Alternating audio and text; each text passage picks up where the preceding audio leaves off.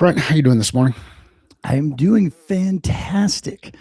I'm starting with a blank slate today. The brain is totally purged of all things, and so I sit here with actually feeling like I have nothing to say. That's awesome. So, um, I've got something that's just rattling around in my head. Perfect. How about let me like virtually like so here we go. I'm gonna shake your head. Oh, wow, that's good. Yeah, there's a little bit more now. Now I'm certain that not Can only is that rattling around in my head, but also whatever it is that creates headaches and any of the other kind of stuff is now absolutely rattling inside my head. Um, the what if we take today in a slightly different direction and just see if it works. Yeah. Now would be the perfect day because I got nothing. All right. Perfect. All right. Although I did put Well, in the tag for the news, so if we do spin it back towards the news, we can jump back in that. But let's yeah. go. Let's go in a different direction. And if anybody's watching us yet and jumped on at exactly the right moment, a minute and 30 seconds ago, hold tight. We're going for a new ride. Just chill. Don't leave. Just hang out. Just hang out. We're gonna have a little bit of fun. We've been talking a lot about these tools, and and when I say these tools, a number of different tools and resources that are available to us as professionals who operate either inside organizations or either organizations that somebody else signs the check, or we're inside an organization where we're the person who signs the check. So we've got a couple of different types of folks that'll be involved in or in the space that we're operating in. And I thought, you ever have one of those instances where you roll out something new and people come and take a look at it first? So adoption goes up really high and then it just falls off a cliff. Have you ever been involved in one of those situations where you implement some new technology, you get a big spike, you get a lot of early adopters, and then adoption falls off a cliff? Have you ever seen that before? Um, It doesn't sound like it. well, I'm just trying to see. I don't think I've ever, I mean, I guess like it depends on how steep, what the timeline is for the steepness and how fast the drop off is. Cause like what are you referring to? Just an idea or a thought that you post on LinkedIn and it takes off and everybody's No, with it. And I then mean, all of a sudden there's nothing. Or are you talking about a massive trend in an industry that kind of took off and then died off? So here, I'll tell you the biggest one, virtual reality. Done and a huge hype curve in 96, and it died off. It revitalized again in the early 2000s, fired up, dropped off. 2010, Facebook tried to do the exact same thing. It fired up like crazy. Virtual reality was a huge thing again, and then boom, dropped off. Nothing.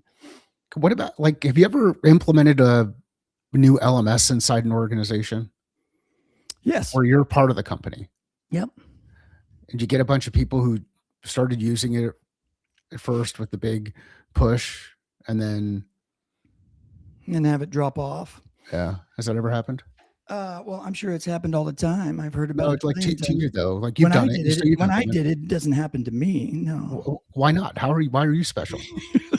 That's yeah. So like, why are you special? Okay, so what was special about the particular situation that I'm thinking of was because we didn't even have any product to put into the damn thing, and so it was used when it needed to be used. But other than that, it was a delivery mechanism only. It was not meant to be an ecosystem that people would engage in, live in, be a part of, connect Yeah, with. It was basically a vehicle for us to manage and deliver the training that we were tasked with delivering. So there was no expectation that people would adopt it, embrace it, hug it, give it a big squeeze, come in the morning with their cup of coffee and dial into it and like learn something. There wasn't that was not the expectation. It was simply a management tool to manage anytime we needed to deliver some sort of training. That was it. It was operations tool is what it was. It was how we operated our little microcosm of the business.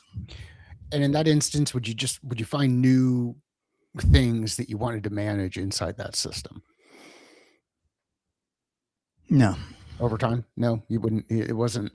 It didn't. So adoption didn't really. It wasn't there anything. It served its purpose for us, and that was it. Didn't do nothing more, nothing less. Okay.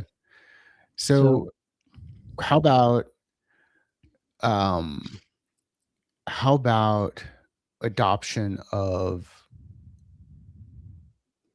trying to think of different technologies that might get implemented. So how about adoption of, can you think of any technology that you've used on the corporate side where the first couple of times you used it, you're like, wow, this is pretty cool.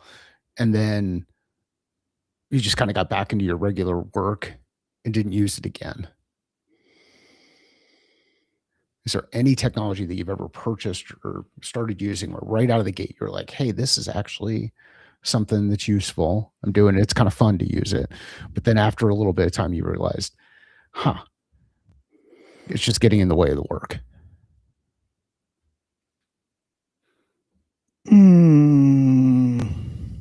I would say just about every tool I've ever touched, probably. Not every tool. Yeah, because I'm very easily distracted. So I'll engage with a tool. I'll be super psyched about it. I'll get into it. I'll learn it, and I'll figure out if it fits or not, and then I move on to the next tool. All right. Do you think you're alone? So I'm not a good case study for wherever you're going with this. You are. So, Do you think you're alone in that?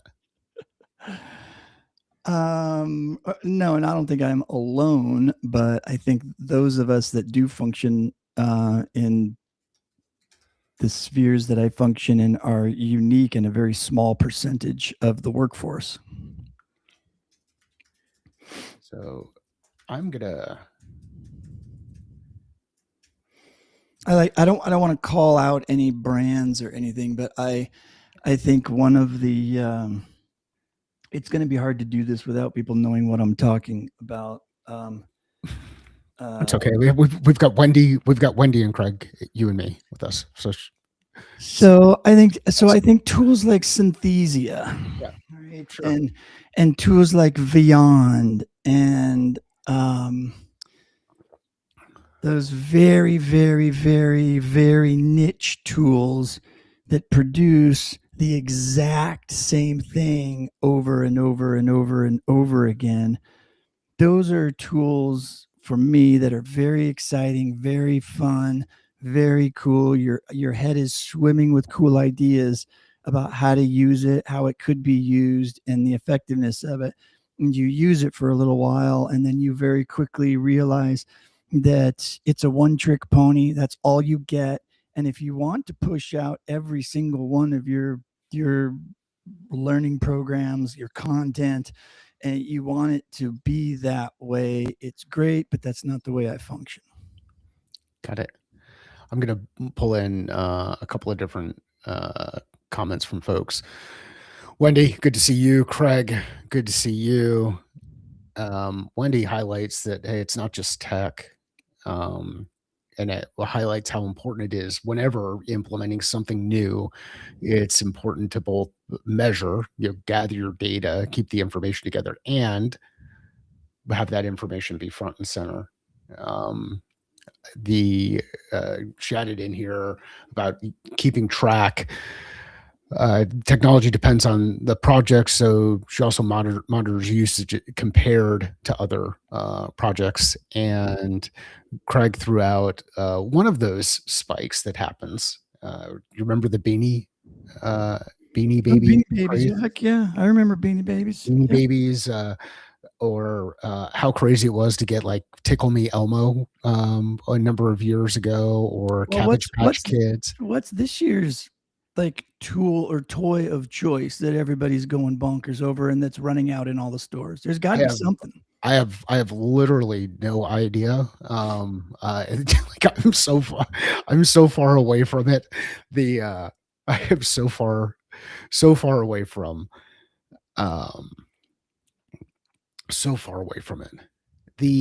So what I thought we would do, and this may go horribly wrong, and we might be in the midst of it going horribly wrong, and it's gonna be like the Fonz jumping the shark.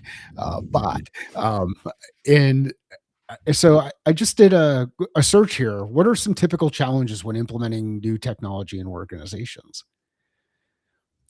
And I think this is one of those pieces that gets missed is, hey, it's rarely about the technology itself. It's about the change management aspect of it. And you think about it, Mhm. like how hard is change? Like, is there anything that you've worked on maybe in the last 90 days, Brent, that you want to change that's been hard to do? Yeah, like everything. Like, so again, you're not alone. And I think sometimes we operate in this vacuum of everything looks good on a spreadsheet, or we think that we're going to hit these numbers in a specific pace. And I have no idea what Craig just said. LABUBU. I have. Oh, This sounds like Labubu. It's the new trending toy. It's it's a meme. It's a toy thing. Yeah, I know Labubu. Yeah. Sadly, I do know. I've I never had been. no idea what it was until my son used it in exactly the same way Craig just did. And Linda and I were both like, okay, Matt, what the hell is Labubu? And he sent us a whole bunch of links. And so sadly, we were educated on the whole the life cycle of the Labubu. So can I just help you like with this direction here? Either I'm going to be completely contradicting you or I'm jumping the shark, but nobody cares about the esoteric stuff of change. No business, no SMB, no leader, no CEO. They all know everything better than anybody else. It's why they built the business. Nobody can tell them what to do. And if they want their fucking AI, they're just going to pay a company to do it. And they don't give any shits about if you call it change management, if you have to care about your people, you have to do anything like that. They do not care.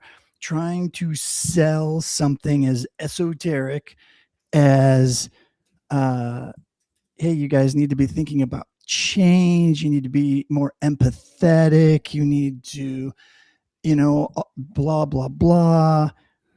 They don't care. They don't care at all. They were at a cocktail party with other CEOs that have the exact same company type of company, and they're all yucking it up over whiskey sours, thinking to themselves, "This is awesome. We just implemented our new AI." And you're the dork in the corner going, "Wow, we haven't implemented our AI yet. Shit, we better call a consulting company right away and get our AI thing together. So at the next meetup, I can tell everybody how cool we are that we're doing AI.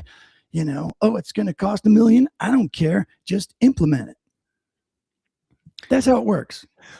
Okay, so if we agree with that being how it works, and we're tasked with implementing it, how do we address it? We don't talk to the CEO about it until it's done, and we can check a box and show him all the cool things that it has increased and improved in a very succinct format that he can or she can remember and be able to talk about very clearly at his next cocktail party. So, when we fail at that, and I'm sure there are folks that have failed at it. I mean, I know I failed at it. I failed at a misperception around the amount of time that it takes to change something. I've also failed at uh, not creating the right amount of space necessary for that change to take place. Meaning you keep trying to force and push the change. What if you can design for the change? And And is that something that's interesting to kind of talk through? And are there ways to use, if we're going to use technology for good, are there ways to use technology to help us overcome some of those challenges like this change curve? Or I would even look at this, that implementation spike where things start to pick up and people get really excited, but then everybody kind of goes back to doing it the way they've always done it, and everybody panics in this area and then start saying, well, this thing isn't working, or why isn't this thing working, or we didn't do our jobs, or you didn't roll this thing out. And Wendy and Brent, or Craig, excuse me, are adding some comments in there. Craig is really appreciative that you are being as transparent and just telling people how you feel about things. And we know that all of this is about feelings. So the Wendy put in a change plan in here, and created training schedule, workshops, created the measurements, implemented, measured, adjusted, readouts monthly. So to the leadership team.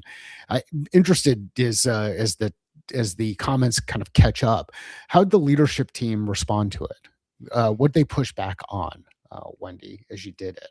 And what I'm seeing in this conversation is Brent is one of those leaders who's really not interested in change management. He just wants to go do things. And what I'm trying to figure out is, hey, how do we do those things better? How do we do both? How do we help It's implement the not just change? I'm trying to paint a picture of reality. It's not that I don't love where we're going with this and think that it's necessary. Absolutely 100%. And if you are in an organization where you are afforded a team of people and the money and the budget to be able to do a massive tech implementation on whatever timeline that they've given you, and be able to sprinkle all of the fairy dust stuff on top and do the fun, cool measuring and the touchy feely and the planning for the future and thinking about the future stuff. That is fantastic. I know there are organizations out there where it can be done. And I know there are organizations and there are people out there that do it. What I'm saying is that I highly doubt that it's the norm. Like, so my question would be, as you're going through one of these implementations and the issues start to pop up halfway through, even getting the tech turned on and started and launched, which thing gets dropped first in order to do an all hands on deck and keep the project on track? Does the implementation date get pushed out so that you can still do all of the other work along with the normal implementation work? Do you get more money and you're allowed to hire more people to catch up or to fix whatever problem is wrong because everybody's so busy doing the other stuff, prepping for the future? Do you, as the leader who's doing all of this extra and additional work, do you spend your weekends doing all of that work and working 24/7? You pull an 80-hour work week to do all of that extra stuff that's going to help fix the trough of disillusionment, 2 years down the road after the implementation? That is, if you even get to the implementation because you're running into all of these issues. These are reality checks that I'm tossing a grenade into the conversation to just see, because we talk a lot about this kind of stuff. Here it is. L&D should, L&D must. We hear it all the time. This is one of those things. This is something that we must do. This is if we're going to be successful, if we're going to prove our worth, we should do this and we must do this. I say absolutely, you're 100% on it. how often does it actually stay on the top of the radar as something that somebody gets to focus on during a real live tech implementation? Why does it fall? Like, why does it not stay on the radar? Because it's not the most important thing at the moment. And it's not managed. It's a future thing. When Yeah. you're stuck in the here and now and you're working and you yeah, you go to the CEO and you're like, listen, this implementation, we've run into some roadblocks. It's off track.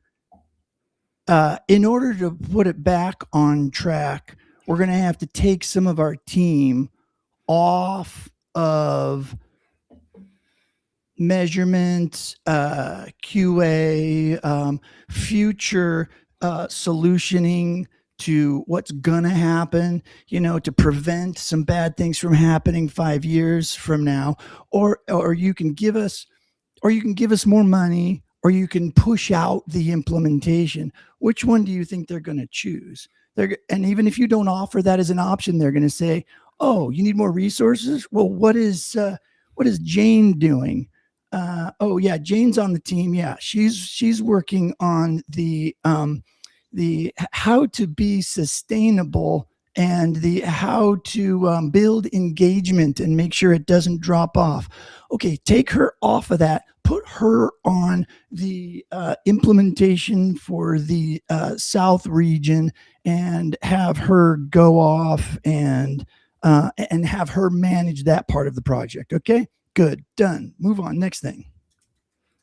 Well, and to get back into the reality piece, like how often is the CEO really involved in that conversation? Or the leader, or the org leader. All I'm saying is whoever's dealing with the project, it's what's right in front of their face.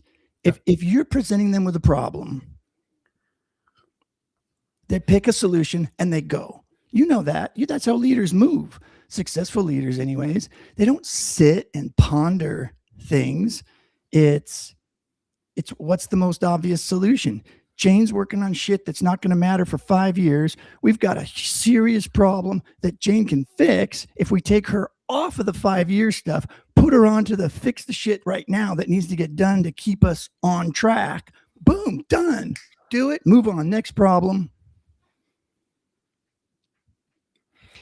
While you've been talking, I've just been dropping some stuff here into the Gemini chat, and just like, hey, this all seems fluffy. Break it down to practical steps when managing.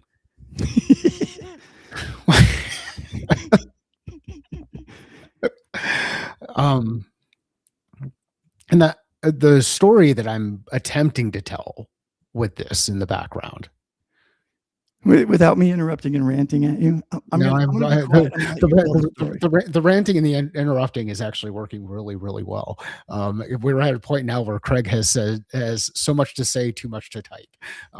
So we were talking about triggers earlier today. I think before we before we hit record or before we turn this thing on, one of the things that I think can be super helpful. And one of the reasons why people work with someone like me, they bring in an external resources. It's a lot easier for the external resource. It's not even easier. Um, there's not as much risk in the external resource saying the thing out loud that everybody's thinking. Yeah, right, exactly. Right.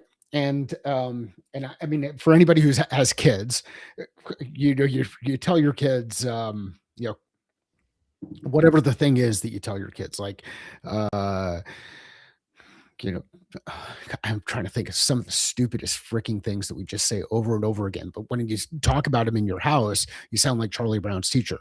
But then they hear it on a podcast, or they're talking with a friend's parents, or somebody else says this thing out loud, and it's this epiphany. It's like, whew, I have never heard that thing before. And you're like, how Practice your many times? guitar 30 minutes every single day. When dad says it, it's okay. I'm not going to do that. The guitar teacher, the cool guitar teacher with the tattoos and the long hair says it. He's in his room practicing 30 minutes every single day.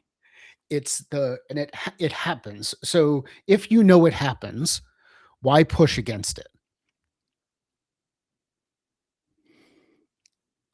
if you know what Human nature. happens, what's that? Human nature. Yeah, we're so we're just gluttons for punishment. We're just like, you know what? I'm going to see if I can figure out. I know that this is how this is going to play out, but I'm going to see if I can figure out the hardest way to do this. And in order to get my point across, I'm just going to talk a little bit louder and slower. We just think it's going to be different every time. Oh, it's always going to be different. Yeah. We see things with rose-colored glasses. Hey, at the beginning of the football season, I think the Jets are actually going to make it to the playoffs. Exactly. See what I mean? I have this belief, and then every once in a while, there's this little hint of unscheduled positive reinforcement that just gets me hooked and sucks me right back in. And what I'm wondering is, at some point, is there a benefit in going through this and looking at it with the leader and just kind of working through the challenge, getting that time together and using a tool like Gemini or ChatGPT or whatever the tool is as that external voice in the room? Yes. And hello, Crystal. You and I have to catch up, by the way. Hey, Crystal. Thanks for dropping in. Could you see going through this? Are there leaders that you've worked with where Well, you let's think you read could through get them to this. slow down? What Where does you it could get say? them to slow down just for a minute if you had something like this way back in the day, Yeah. where now there's nobody else that they need to defend their position with. It's just you, the leader,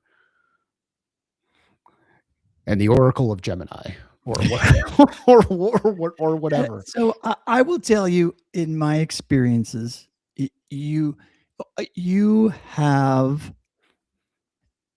and again, it's whoever you're talking to. Like when you say you go to the leaders, okay, if it's the CEO that's managing it, he doesn't want to go through, or she does not want to go through this process with you. You've been paid to go through this process and to just do it. The money is so you do the work, and that he and or she does not have to. Right? If they wanted to be involved and do the work, they would do the work.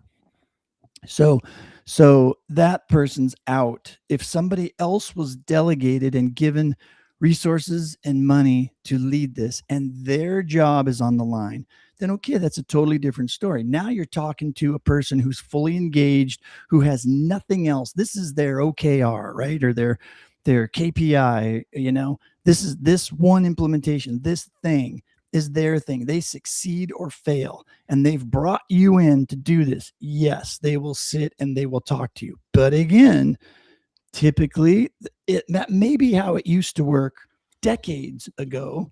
Like I often think of Elf, and it always blows my mind when my two crack writers come into my office and they're going to pitch me a story, and your pitch is to bring in another writer.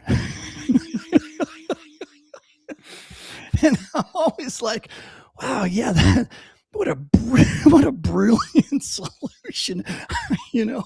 If I could get somebody to pay me a full-time job to just hire somebody else to come in and do my job, there's the dream job.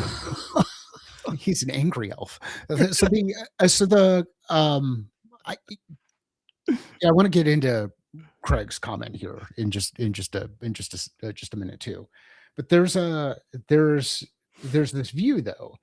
So, and this is why that piece around the who has the problem, who's impacted by the problem, who cares about the people who have and are impacted by the problem, becomes so important, because Yes. you can start to gain additional perspective. And when you gain that additional perspective, you can start to lean on other people to influence.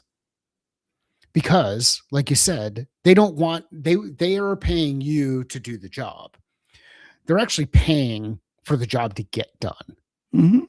because for whatever reason somebody's agreed that this is the job that needs to get done at this point in time. And if somebody's OKR is X, or somebody's MBO is Y, or somebody, objectives and key results, management based objectives, like those kind of things, if they're defined, then it becomes a little bit more direct on saying, hey, so and so is directly impacted by this thing. They know at the end of the day, or the end of the week, or the end of the month, or the end of the year, they either won or they lost. They either achieved the objective or they didn't. And there's if you can't find that person who's connected to that thing and understand how that's prioritized to support the resources, then you're going to be caught up in the Sisyphus role of just pushing a rock up a hill over and over and over again and expecting different results. Yep. So Craig says, so what I'm hearing is, I'm just gonna, you know what, we're just gonna, it is what it is.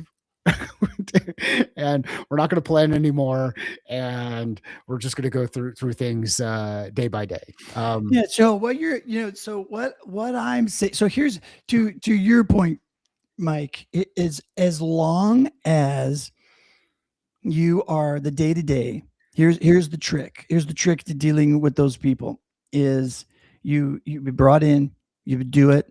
You're not going to sit down and do a working session with them, but you're communicating with them every step of the way. You are planning it. You're going through these processes with yourself, with as many people as you can get that are interested in it. All I'm giving is a reality check to say, listen, you're going to run into situations where the person writing the check doesn't want to be in the room, doesn't want to know how the sausage is made, doesn't want to grab the pig guts and stick it on the little thing and shove the goo into the guts and make the sausage.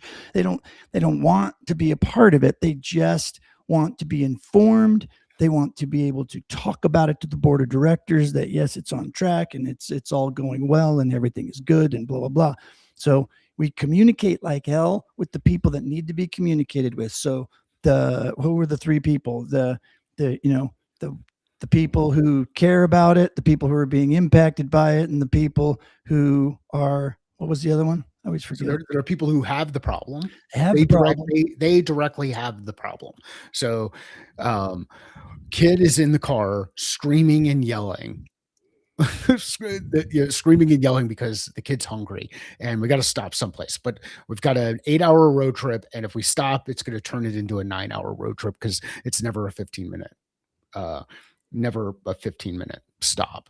So the people who have the problem are the people who are hearing all of the noise that's happening inside the business. Now, the reality of that problem is maybe the kid really is hungry. Maybe the kid has their own specific problem. Maybe the kid just wants attention. So there's going to be different perspectives, but if we start solving for the hungry challenge, and really what they're looking for is attention, we're going to have a crying kid in another 30 minutes anyway, after we feed the kid, or they just don't want to be in the car. So there's this back and forth that happens around perspective of the actual problem, definition of the problem, and then the root cause analysis. Why does it persist? And that's working through that top half of that hexagon. As far as the who's, though, there's, whenever you've got a problem out there, there's somebody who has the problem.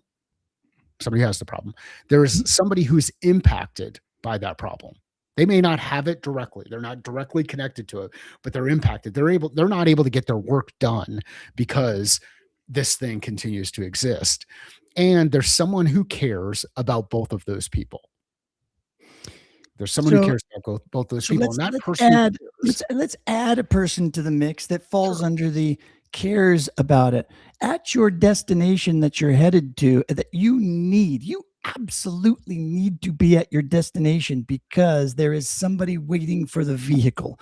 They need that vehicle, and it is life and death if you don't get that vehicle there. So they're going to care about your situation.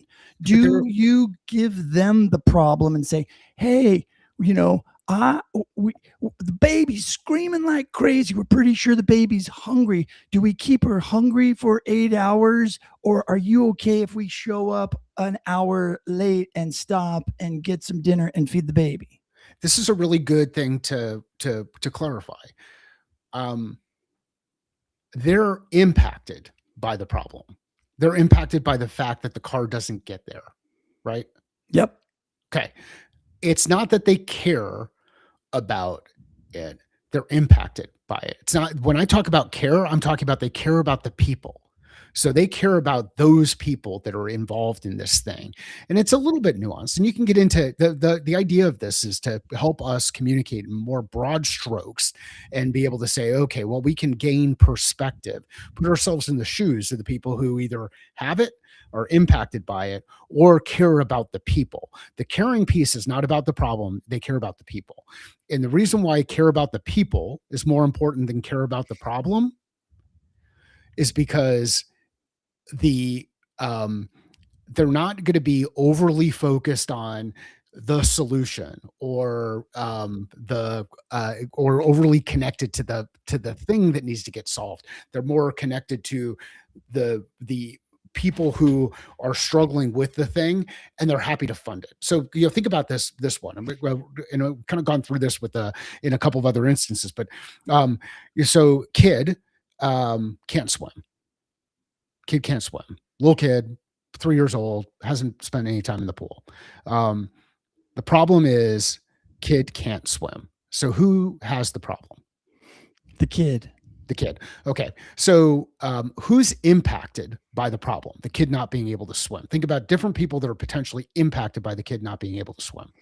All the family, everybody that cares about the kid. Everybody, well, not caring about the kid just yet. The people who are as far as impacted, kid goes over to a house that has a pool. Now that family is impacted by the problem because they've got a kid now in the house who doesn't know how to swim. They've got to kind of keep track of all of that kind of stuff, right? So now more attention is being put toward that kid who doesn't know how to swim.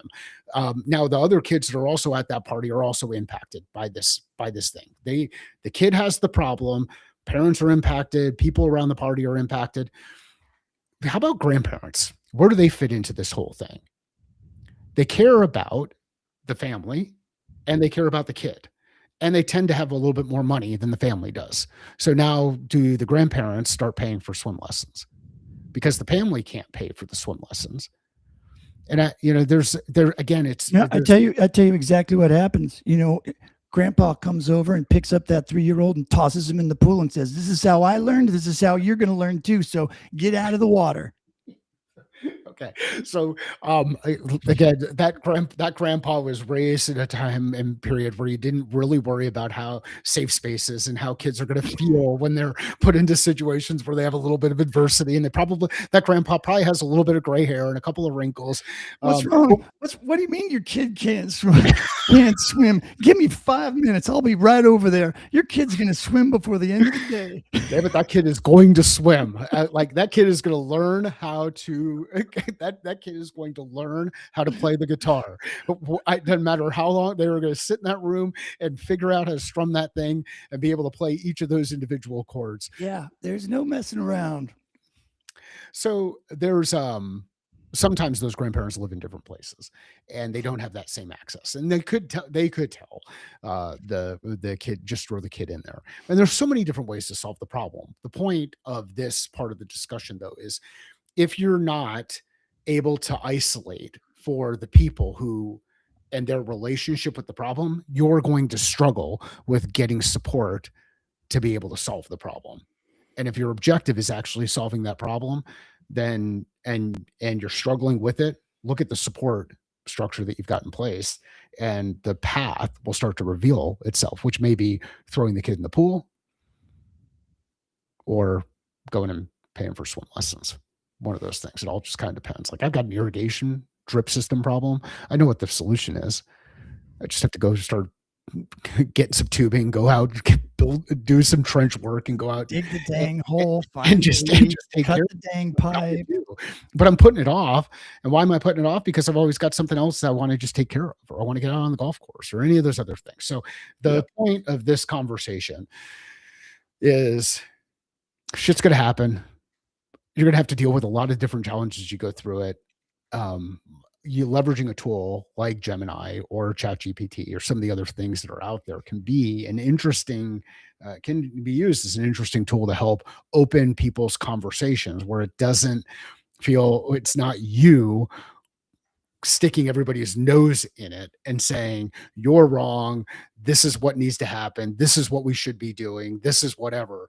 You can bring in an external resource like this where there's not as much of the emotional connection, and that's where I think tools like this are going to help start change the way that people operate inside businesses.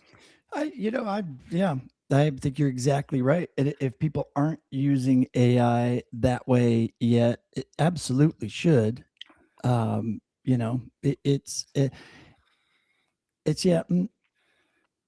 That would be interesting, an interesting experiment to have. Like, let's say you call a meeting, uh, you invite your AIs along with you. How does that meeting go? I've never had one of those yet, and that's an interesting thought. Actually, let me read Crystal before I pontificate on that, or hold it till tomorrow because we're at 6:40.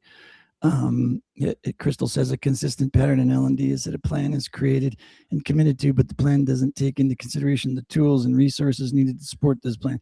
Yep. I would have to go, Everything looks good on paper. Right. Like it looks good on paper. Yeah. Well, because the sales guy said you were going to take care of that. I remember the conversation, and you get when I pay for this, I get all of these different things, and then I wrote the check, and all of a sudden now I'm getting a lot of pushback. How'd that happen? Wait, you mean that thing that you said is on the roadmap? Is that you said is coming in Q4 is not coming into Q4 of next year? Yeah. What we meant was Q4 in 4 years. So I'm sorry we miscommunicated that. Thank you for the check. It's already been deposited. We'll carry on. Those are small details like the development roadmap is subject to change at any point in time. What, you didn't read the fine print? Did you have your lawyer read that? Did you not read that?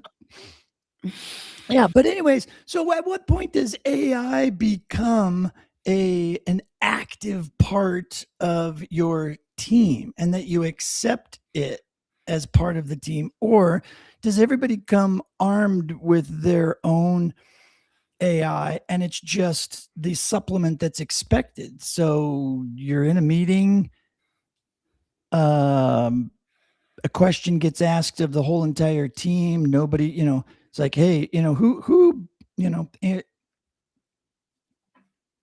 how should we deal with XYZ? Everybody starts typing into their AI, and then does everybody paste the AI's response together and then everybody reviews it? Or does everybody just pretend that they're not putting all this stuff into AI and that they're having all of these brilliant ideas on their own? Is that how this is going to go down? Is it a phase that's going to happen in meetings? I don't know. I think it's going to be interesting. It's going to be super interesting. So here's this is a coin that's very important to me. I keep it up on my desk. I got it from Bud, Jen's dad, before he passed, back when Mike and I started the business just a little bit over 10 years ago.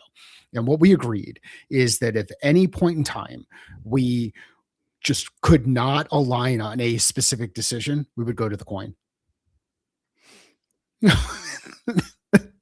Because one of the biggest challenges that faces everybody, whether you're talking about small business, you're talking about large business, you're talking about teams of teams, you're talking about individuals, is making a freaking decision and then moving.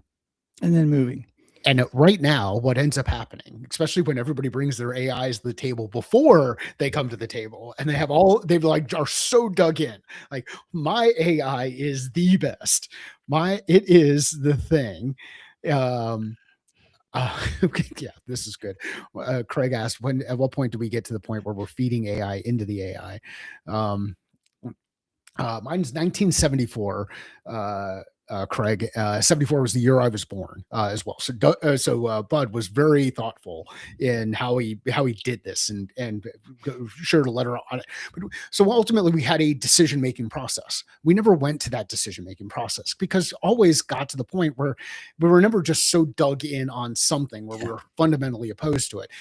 It was very clear the thought process that somebody went into or justification that they went into around things. But here's what ends up happening.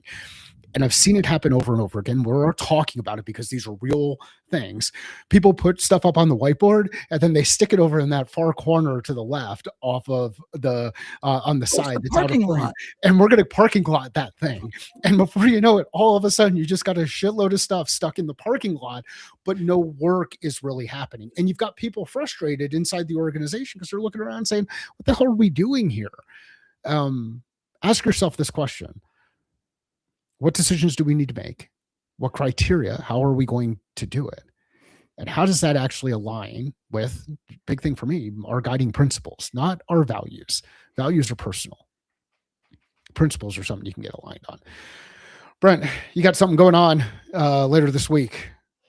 Well, hopefully we're going to be running a workshop on Thursday, and I'm going to have to get one of those coins and maybe end up flipping it, deciding whether or not I actually run it or not.